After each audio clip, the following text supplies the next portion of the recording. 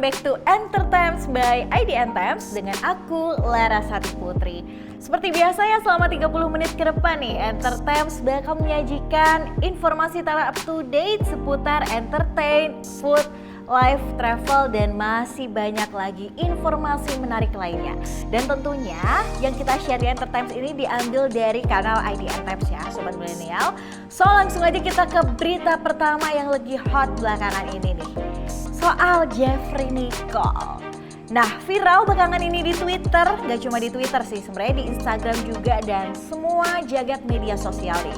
Aktor Jeffrey Nicole sempat jadi sorotannya usai menulis komentar soal anak Ferdy Sambo yang ribut di klub malam gitu katanya. Tapi setelah dicari tahu nih, ternyata Jeffrey salah sangka guys. Akhirnya deh si Jeffrey ini merilis klarifikasi juga permintaan maaf di Twitter pribadinya. Yuk kita simak kronologinya di video yang satu ini. Check this out. Pada Kamis 1 September, Melanie Subono mengunggah potongan artikel berjudul Pimpinan Komisi 3 DPR setuju Putri Chandrawati tak ditahan demi anak. Ia mengkritisi keputusan itu tidak adil, mengingat banyak ibu lain yang harus meninggalkan anak mereka saat menjadi tahanan. Unggahan itu pun banjir komentar dari akun bercentang biru termasuk Jeffrey Nicole yang menyebut bahwa anak Ferdy Sambo dan Putri Chandrawati sempat ribut di klub malam. Sontak, komentar yang ditulis Jeffrey pun langsung ramai dan mendapat banyak retweet. Meski begitu, banyak masyarakat yang mempertanyakan kebenaran fakta tersebut. Terlebih lagi, memang tidak ada bukti foto atau video yang beredar. And then, melalui Twitter @JeffreyNicole, sang aktor menulis permintaan maaf dan juga klarifikasi. Ternyata pemeran Nathan di film Dear Nathan itu salah sangka. Jeffrey menyebutkan jika laki-laki yang sempat ribut di depan klub malam itu bukanlah putra dari Ferdy Sambo. Masih dari Jakarta, but next berita tentang putus nih.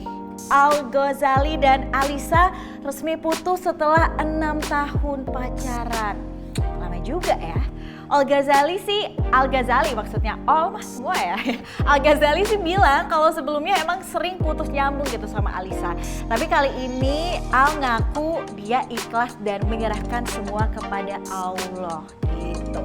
Kira-kira alasan putus nih apa ya guys? Soalnya kalau dilihat-lihat tuh harmonis gitu ya selama 6 tahun. Daripada penasaran, kita lihat di video yang satu ini. Check this out. Sobat bikin netizen penasaran, akhirnya Al Ghazali mengungkapkan perasaannya setelah putus dari Alisa. 6 tahun bersama tentu membuat Al merasa kehilangan ya. Namun pemain serial Virgin Mom ini mengaku sudah melewati momen tersebut.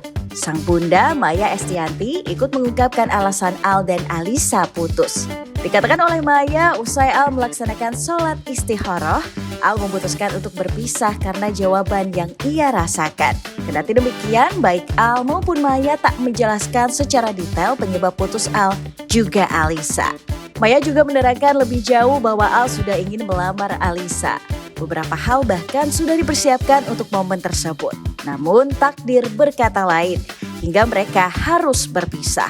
Setelah putus dari Alisa, Al mengaku butuh waktu untuk istirahat dulu, mengingat keduanya sudah berpacaran selama 6 tahun. Setelah kabar mengejutkan bahagia dari Just No Limit bareng Siska Cole, sekarang giliran adiknya nih, Jessica Jen. Setelah lama gak bersua, Jerome Pauline dan Jessica Jen bikin konten YouTube barengan nih. Mereka bikin video makan makanan pedas gitu, kayak mukbang gitu lah ya istilahnya. Dan surprise-nya, di akhir video Jessica tiba-tiba keceplosan manggil sayang nih ke Jerome. Ada apa nih?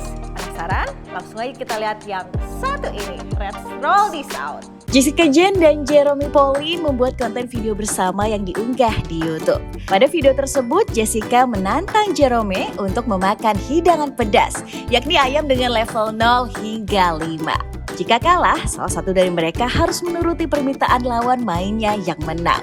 Jerome masih terlihat tenang saat menyantap ayam level 1. Namun saat levelnya sudah bertambah, ia justru kepedasan. Sedangkan Jessica justru dengan lahap memakan ayam tersebut. Meskipun sambil menahan rasa pedas sih ya guys. Dan akhirnya Jerome kalah dan harus menuruti permintaan Jessica untuk membuat konten TikTok. Well, banyak netizen yang mendukung kedekatan mereka berdua sih. Malah ada yang salah fokus dengan panggilan Jessica ke Jerome loh. Adik Just No Limit ini ternyata keceplosan manggil Jerome dengan sebutan sayang. Gak cuma sekali, bahkan 2 kali. Aku tahu kita harus buka TikTok siapa yang... Aku udah tahu kamu bakal buka TikTok siapa. Gak lama setelahnya Jessica terlihat panik sambil menutup mulutnya dengan salah satu tangannya karena malu. Wah, kelihatannya Jessica Jen gak sengaja manggil Jerome Pauline dengan panggilan sayang ya. Tapi menurutmu mereka berdua cocok gak sih? Kalau tadi ada yang keceplosan manggil sayang, sekarang ada yang minta doa restu nih. Jadi Kaisang Pangarep ngajakin pacarnya Erina Sofia Gudono buat nonton pertandingan Derby Jateng melawan PSIS Semarang di Stadion Manahan Solo pada Sabtu 3 September lalu. Ternyata mereka nggak cuma nonton nih guys, kabarnya ada hal mengejutkan lainnya. Penasaran nggak hal apa tuh? Hayu atuh ditonton video yang satu ini. Saat ditanya soal kehadirannya bersama sang kekasih, Kaisang mengaku selain menonton sepak bola, dirinya sekaligus ingin mengecek lokasi pre-wedding yang nantinya dilakukan di Stadion Manahan Solo. Namun saat ditanya soal postingan kakak perempuannya, Kahiyang Ayu, melalui akun Instagram @ayangkahiyang pada 20 Agustus 2022 yang mengunggah foto dengan keterangan One Step Closer Kaisang dan Erina, Kaisang mengatakan jika foto tersebut bukanlah tunangan. Lebih lanjut, ditanya soal kapan keduanya akan melangsungkan pernikahan, Kaisang hanya meminta doa restu. Berita kelima, kabar bahagia lagi nih. Congrats buat pasangan Arie Kriting dan juga Indah Permatasari yang baru aja mengumumkan kelahiran anak pertamanya pada 1 September 2022 di Rumah Sakit Mayapada Hospital Puri, Tangerang. Terus kita lihat momen bahagia keduanya dengan si buah hati. Check this out. Ini dia potret Indah Permatasari ceria banget saat memasuki ruang bersalin. Menunggu kontraksi, Indah membagikan foto selfie tanpa makeup. Manisnya natural ya guys. Lantaran ingin melahirkan secara normal, sang aktris sampai diinduksi 1 kali 24 jam. Namun dikatakan oleh dokter bahwa bayi Indah terlalu besar dan demi keselamatan, akhirnya dokter memutuskan untuk melakukan sesar. Sang suami yakni Arie Kriting selalu siaga mendampingi istri tercinta yang butuh support. Dan alhamdulillah, bayi pertama pasangan tersebut lahir pada 1 September sekitar pukul 17:56 waktu Indonesia Barat. Belum ingin mengungkap wajah dan jenis kelaminnya, anak Arie dan Indah berbobot 3,63 kg dan panjang 49 cm. Menurut mereka, biarlah identitas anak pertama mereka ini terungkap secara mengalir saja. Ucapan doa dan selamat pun mengalir di kolom komentar Instagram Indah Permatasari. Kini, pasangan yang menikah Januari 2021 tersebut makin bahagia menyambut anggota baru keluarga mereka. Guys, masih inget kan sama Bonge? Iyalah, kepopuleran Bonge Citayam nih sekarang gak cuma makin melesat tapi juga terarah. Bahkan sekarang Bonge diundang tampil di acara fashion ternama di Jakarta Fashion and Food Festival 2022. Penasaran gak gimana sih kerennya Bonge catwalk di fashion show beneran? Langsung aja kita lihat yuk keunggulan dan kerennya Bonge. Check this out. Tak lagi sekedar menjadi sosok viral, Bonge Citayam makin eksis dengan menghadiri event fashion prestisius. Bonge didapuk sebagai salah satu model untuk fashion show 3 Second X dan Jo Hyoji di gelaran Jakarta Fashion and Food Festival 2022. Sejak memasuki runway, Bonge sudah disambut dengan riuh tepuk tangan penonton. Beberapa selebritas bahkan mengabadikan fotonya. Di runway ini, Bonge mengenakan pakaian rancangan desainer dan Jo Hyoji. Walaupun manglingi, gayanya tetap Bonge banget. Cowok Citayam ini tampil percaya diri dengan setelan parka bernuansa fuchsia dan kuning. Banyak warganet berpendapat perawakan jenjang Bonge memang cocok untuk menjadi model. Meski bersanding dengan sejumlah model profesional dan artis, Bonge tidak tampak gugup atau minder. Wah, keren ya Bonge. Kira-kira next proyek apa lagi ya yang bakal menggandeng Bonge? Kita tunggu aja kejutan dari cowok Citayam ini selanjutnya. Besti, jangan kemana-mana karena Entertainment bakal balik setelah pesan yang satu ini. So, stay tune terus di Entertainment by IDN Times. Yang baru di IDN App, tonton live streaming kreator dan topik yang kamu suka, beri hadiah dan ngobrol dengan streamers favoritmu, bisa nonton sambil berkegiatan lain tanpa perlu langganan. Yuk download sekarang!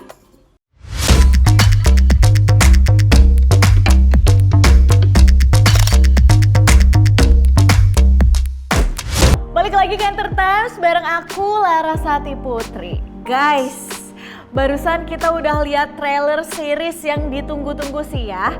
Dan gak kalah kan Indonesia seriesnya sama negara luar gitu ya, alias lokal dan bangga. Well, series atau serial yang satu ini judulnya Yang Hilang Dalam Cinta.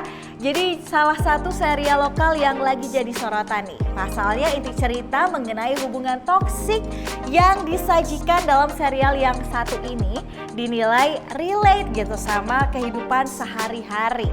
Dan IDN Times kali ini berkesempatan buat nanya-nanya soal toxic relationship nih sama Sheila Dara dan juga Asri Welas yang jadi cast di serial ini. Seru dan blak-blakan banget sih. So langsung aja kita lihat video ngobrol cetar alias cerita artis yang satu ini. Check this out. Ra, nanti nikahnya sama aku aja ya. Semalam saya masih mimpin dia sih, Mas. Satria ya? Kamu mau nikah? Nikah sama kerjaan. Sat, ya duduk. Terus terang karena memang saya ingin secara personally mengundang Pak Satria datang ke pernikahan kami. Mas Rendra tuh baik kok ya. Ya aku ngapain buang-buang waktu sama orang yang juga gak peduli sama perasaan aku, ngapain? Cuma emang agak temperamental aja. Ya makanya dijawab, ngebahas apaan 10 menit? Tapi dia tuh sayang banget sama aku. Mungkin aku kedengarannya kasar sama kamu ya. Kalau sampai ada sesuatu yang terjadi sama kamu. Mas, ayo mas, bantu mas. Gak ada yang peduli. Dara itu hilang, Mas, sekarang. Semua orang nggak bisa lihat. Kecuali saya. Aku mau ngapa-ngapain aja tuh nggak bisa. Terus kamu ini kenapa ya? Sebelum Dara menghilang, di malam sebelumnya itu sempat cekcok ya? Dia mau ada di mana, sama siapa, saya tidak peduli. Tapi kalau bukan saya yang nikahin, siapa lagi? Masa calonnya ngomong kayak gitu, Mas? Dara, Ini kamu sebenarnya nggak mau ngasih tahu Mas Rendra alasannya apa sih? dia nggak bakal percaya, Ra. Ini calon suami aku sendiri loh ya. Bilang aku di sini. Dara di mana? Kamu tenangin dulu perasaan kamu. Harusnya yang dipikirin tuh Dara, bukan saya, Mas. Kalau sampai Dara beneran hilang gimana? Kamu bisa nggak berhenti mikirin Dara? Dara nggak ada. Dia ada di sini, Mbak. Kamu mau buat apa? Kamu ngapain sama dia? Mas, aku nggak ada apa-apa sama Kamu Satria. bohong. Mas Rendra.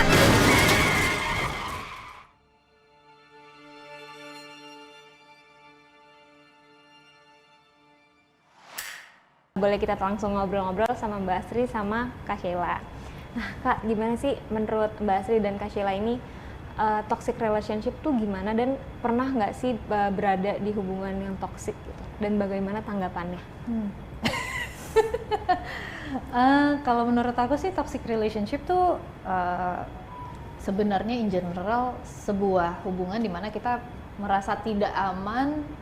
Hubungan yang tidak sehat itu buat aku udah cukup untuk mendefine sebuah toxic relationship. Kalau pernah atau enggaknya mungkin nggak se-ekstrim Dara ya, tapi aku rasa at some point pasti pernah mengalami hubungan yang pada akhirnya tidak baik untuk kita, makanya harus kita selesaikan gitu. Kalau aku sih gitu. Mbak Asri gimana Mbak? Ya. Dara nggak aman berarti harus dijadiin satpam ya. Nah itulah menurut aku sih. Kalau aku toxic itu artinya aku sih pernah waktu itu jadi aku tuh orang rame, jadi harus tidak menjadi diriku sendiri, pura aja di orang lain, pernah, makanya aku tinggalin. Jadi itu menurutku sangat nggak banget, karena diri kita kayak gini tuh suruh pura-pura di orang lain ya, suruh ya. Artinya sepanjang hidupmu dengan pasangan itu akan seperti itu, waduh, kayaknya terbelenggu ya. Iya benar-benar. Nggak lepas, nggak bebas, nggak bisa jadi diri sendiri. Nah, itu toksik banget. Tapi apa yang akhirnya bikin Mbak Asri itu sadar gitu, Mbak Asri berada di hubungan yang toksik gitu? Iya, nah setelah sama dia, yang udah puluhan tahun, kok nggak pernah ketawa? Iya, kok di hubungan tuh kenapa jadi cemas gitu ya? Kayaknya hidup tuh kenapa jadi sulit banget, jadi kayak bangun tidur tuh kayak kok nggak happy gitu. Jadi kayaknya hidup ini harus bahagia gitu. Jadi serem banget kita berdua dengan orang lain, maksudnya kita sendiri aja bahagia, kalau berdua dengan orang lain jadi nggak bahagia, wah mengerikan. Apalagi terjadi seumur hidupmu dengan pasangan itu, waduh serem banget kayaknya, seperti di neraka. Kayak udah pernah ngerasain ya. Tapi bener loh Mbak. Iya kan? Iya bener. Oke, kalau untuk Kak Sheila sendiri kan berperan sebagai Dara ya Kak? Iya benar. Nah, hubungan Dara dan Rendra ini kan toksik banget. Tapi apa yang bikin Dara itu nggak sadar kalau misalnya sebenarnya hubungannya dan Rendra itu toksik gitu Kak? Sebenarnya kalau untuk karakter Dara sendiri, kenapa nggak sadar? Karena selama bertahun-tahun hubungan sama Rendra selalu dibilangin kalau jalannya Rendra itu yang benar gitu. Jadi apapun yang dilakukan Rendra tuh rasanya pasti ada pembenarannya kenapa Rendra melakukan kayak gitu. Kayak misalnya kalau Rendra ngelarang Dara untuk ketemu sama teman-temannya atau pakai baju yang sesuai sama Rendra pilih instead of apa yang Dara pilih gitu, atau mungkin sampai jalan karirnya apa segala macam, semuanya bisa dibenarkan dengan ini tuh demi kebaikan kamu gitu. Jadi selalu ada pembenaran itu yang akhirnya tuh karena sudah bertahun-tahun didoktrin seperti itu, Dara juga ke brainwash, oh mungkin emang bener ini demi kebaikan aku sendiri gitu. Pada akhirnya kalau kita berada di sebuah relationship, apalagi orang terdekat ya kan, namanya kata-kata itu kan sebenarnya bisa bisa sangat mempengaruhi kita gitu. Apalagi kita dengar terus-terusan dari orang yang terdekat, pada akhirnya kita akan percaya. Itu sih kayaknya yang bikin Dara tuh akhirnya ngerasa bahwa yang dilakukan Rendra tuh benar gitu. Aku tuh bukan sedang berada di toxic relationship. Kalau Rendra marah itu karena aku yang salah gitu akhirnya. Guys, jangan kemana-mana karena Entertainment habis ini bakal balik lagi sama satu film internasional yang mungkin kalian pada suka nih ya, atau emang ada yang udah nonton nih. So stay tune terus di Entertainment by IDN Times. IDN Programmatic OOH is the first internet and GPS-connected out-of-home media platform.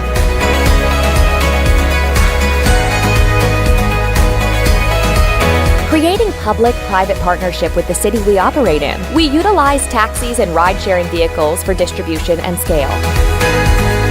Our proprietary technology provides granular audience targeting from hyperlocal location, time, weather, to dynamic content.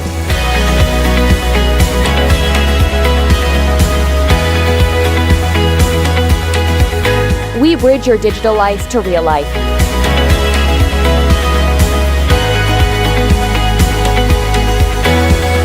Our innovation revolves around engagement and impact with emphasis on action.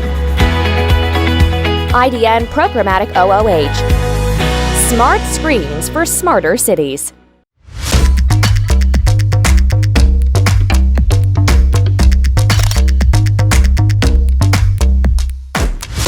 Film Mencuri Raden Saleh sukses tembus lebih dari 1 juta penonton per Sabtu 3 September lalu guys. Seluruh adegan memacu adrenalinnya pun dipuji ini ya. Pengen tahu nggak sih gimana sih dibalik layarnya film trending satu ini? Hayu kita nonton behind the scene alias BTS ya.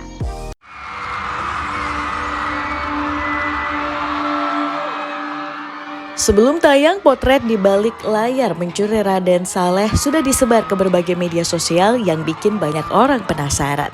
Salah satunya potret setelah take satu adegan. Komplotan langsung melakukan preview dan diskusi tentang akting mereka. Di sela-sela waktu istirahat, mereka juga reading bareng. Angga Dwi Masa Songko mengaku ia butuh 4 tahun untuk merealisasikan film Mencuri Raden Saleh. Gak tanggung-tanggung, proses pembuatannya detail dan totalitas. Mereka juga membagikan proses di balik layar lewat film dokumenter Blueprint, The Making of Mencuri Raden Saleh yang ditayangkan melalui bioskoponline.id.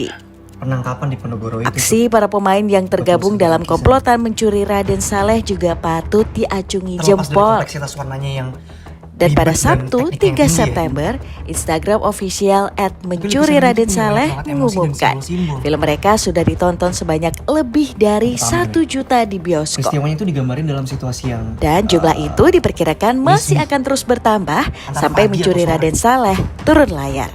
Protesnya Raden Saleh terhadap penangkapan yang curang. Siapa nih sobat milenial yang suka sama film The Hobbit sama The Lord of the Rings? Nah ini nih, jangan sampai kelewatan serial fantasi Rings of Power yang tayang di Prime Video di September ini ya guys.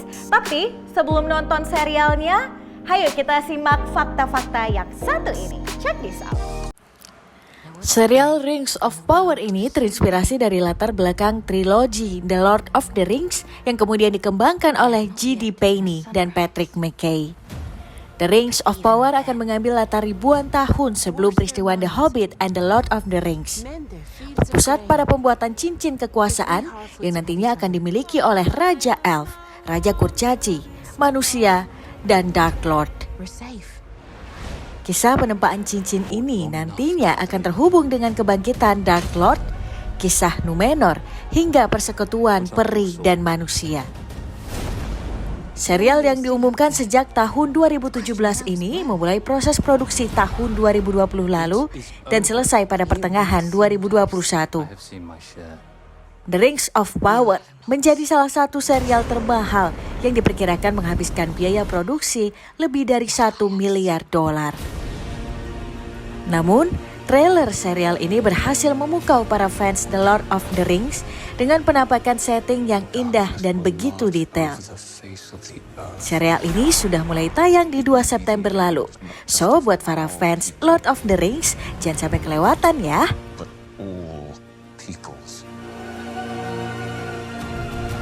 Sobat milenial, kalau tadi kita udah bahas soal fakta serial Rings of Power kan ya. Nah sekarang ada yang spesial banget nih. Cast yang memerankan para hobbit belak-belakan soal yang mereka rasain saat memerankan hobbit di serial Rings of Power ini. Daripada langsung aja yuk cus kita lihat eksklusif interview jurnalis IDN Times Wahyu Kurniawan bareng para cast hobbit. So check this out.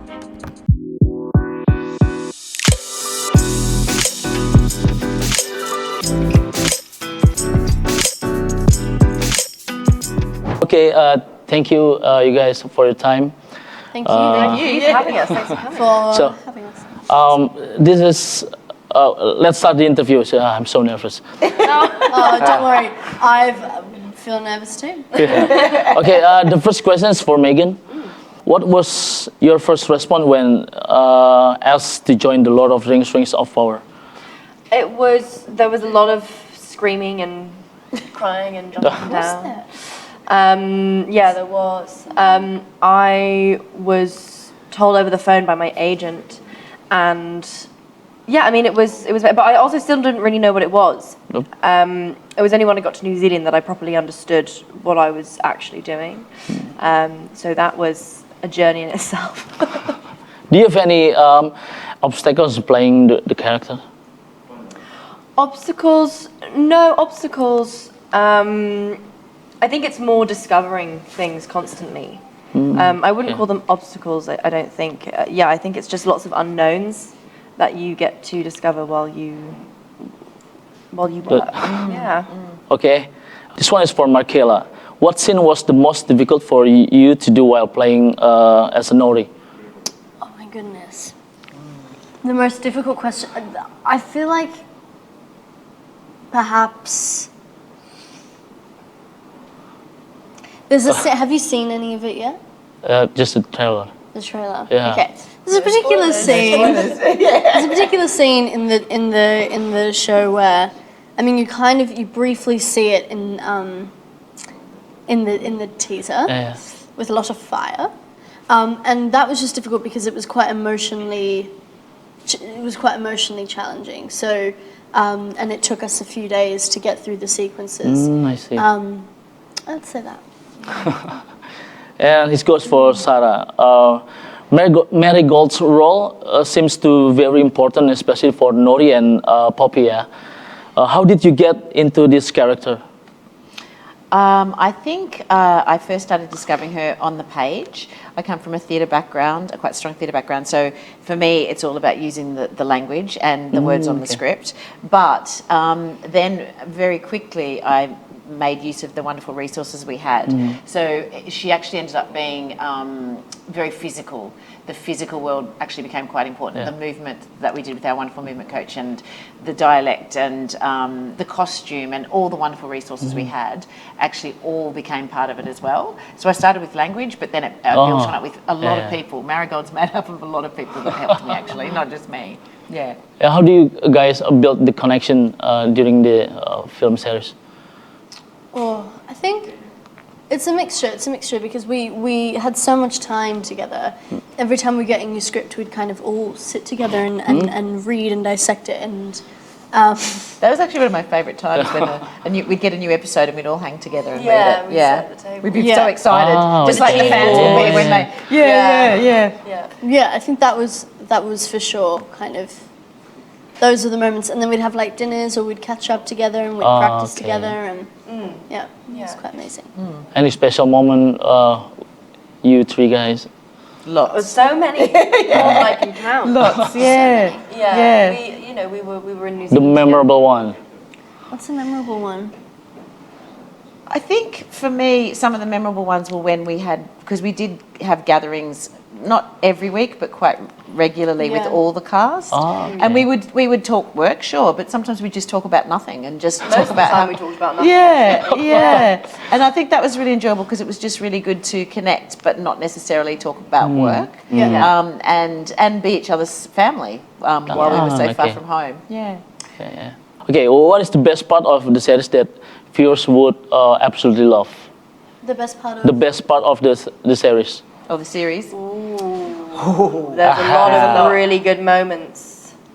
I think the nice thing is every single actor and every single character is so well rounded, and there are so many. We've watched a couple of the episodes as a cast, and you really do get to just be completely immersed in the world. And I think with that comes with so many moments. And I hope that, different people find different moments that they relate with as well. So I couldn't put a label on one thing, I don't think. And I think, my experience is different to how Markella would watch it and how Sarah would watch it, So I hope that, people can just enjoy it for themselves. Yeah, just enjoy, Yeah. So I do think for some of the long-term fans, I think seeing things like Numenor will be pretty special. And Khazad-dûm will be pretty special for the long-term fans. Because they understand all the history behind those places. I'll be very interested to see how people will respond to those. Also, I think what's quite exciting is that you'll see canon characters which you might have seen before, but in like a new light entirely. I think that's quite exciting as well. Okay, the last questions. What is your big expectation for the series? I don't have any expectations. I'm not sure that I do too. I'm just so excited that we can finally let everybody see it. Yeah. That I really genuinely am. And I think that after that, we'll just let everyone experience it for themselves. Yeah. You too? Yeah, absolutely. We've been living with it for a long time. So it's kind of like, we're gearing up to the most exciting part. How many months or maybe? Oh, years. Years. 3 years now. 3 years? 3 years. For our showrunners, 4 or 5. Is there any drama behind the series with you three guys? Very smart. Nice try. Unfortunately, the three of us, we're drama-free. Okay. At least in front of you. Okay, Give us time. thank you for your times. Enjoy Mumbai. I hope you guys can visit Jakarta, Indonesia. Yes. Or maybe some place in Indonesia. Okay, thank you once again. Good luck for the series. Thank you so much.